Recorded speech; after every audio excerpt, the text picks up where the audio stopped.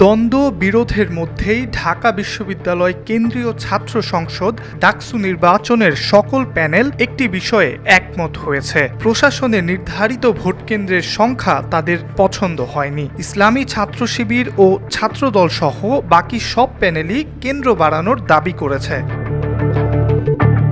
ডাকসু নির্বাচনে 18টি হলের শিক্ষার্থীদের জন্য 8টি ভোট কেন্দ্র নির্ধারণ করা হয়েছে। মেয়েদের 5টি হলের জন্য 4টি ও ছেলেদের 13টি হলের জন্য 4টি কেন্দ্র নির্ধারণ করা হয়েছে। তবে প্যানেলগুলোর পক্ষ থেকে বারবার বলা হচ্ছে যে সকল ভোটারদের ভোট গ্রহণের জন্য কেন্দ্রের সংখ্যা যথেষ্ট নয়।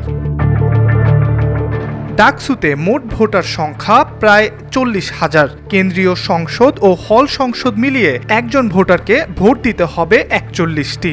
ধারণা করা হচ্ছে এতগুলো ভোট সম্পন্ন করতে একজন শিক্ষার্থীর 7 থেকে 8 মিনিট পর্যন্ত সময় লাগতে পারে। অর্থাৎ প্রতি ঘন্টায় একটি বুথ থেকে ভোট দিতে পারবেন 8 থেকে 10 জন শিক্ষার্থী। প্রার্থীদের আশঙ্কা ভোট সম্পন্ন করতে যে সময় প্রয়োজন তাতে সীমিত সংখ্যক কেন্দ্রের মাধ্যমে সকল ভোটারদের ভোট নেওয়া সম্ভব হবে না। এ নিয়ে পৃথক সংবাদ সম্মেলনে আশঙ্কা প্রকাশ করেছেন বিভিন্ন প্যানেলের প্রার্থীরা। মঙ্গলবার সংবাদ সম্মেলনে এই বিষয়ে উদ্বেগ প্রকাশ করে বৈষম্য বিরোধী শিক্ষার্থী সংসদ প্যানেলের ভিপি প্রার্থী আব্দুল কাদের বলেন, ভোটের জন্য যে কয়টি কেন্দ্র নির্ধারণ করা হয়েছে তাতে 20,000-এর বেশি শিক্ষার্থী ভোট দেওয়ার সুযোগ পাবে না। এই জায়গায় নির্বাচন কমিশন আমরা আশঙ্কা করতে সর্বোচ্চ গেলে তিনি 15 থেকে 20,000 ভোট তিনি কাউন্ট করতে পারবেন। বাকি 20,000 শিক্ষার্থী আপনার ভোট প্রদান থেকে আওতায় বাইরে থাকবেন। অন্যদিকে একই দিকে পৃথক সম্মেলনে ছাত্রদল সমর্থিত ভিপি প্রার্থী আবিদুল ইসলাম খান বলেন, 8টি কেন্দ্রের মাধ্যমে 40,000 শিক্ষার্থীর ভোট নেওয়া সম্ভব নয়। তিনি শঙ্কা প্রকাশ করে বলেন, ভোট কেন্দ্রের স্বল্পতার কারণে অনেকে ভোট দিতে পারবে না।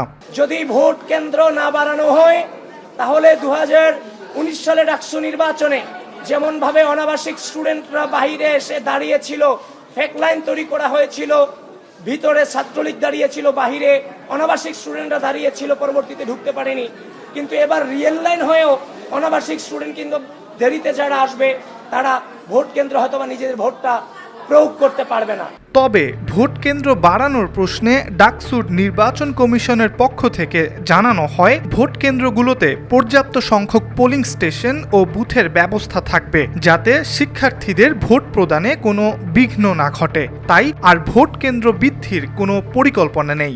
এক একটা কেন্দ্রে একাধিক হয়তো হল থাকবে, তাদের জন্য আলাদা আলাদা করে রুম থাকবে, আলাদা আলাদা করে আমাদের যথেষ্ট পরিমাণে বুথ রাখার আমরা পরিকল্পনা করেছি। এখন আমার মনে হয় না আর কোনো সমস্যা হবে।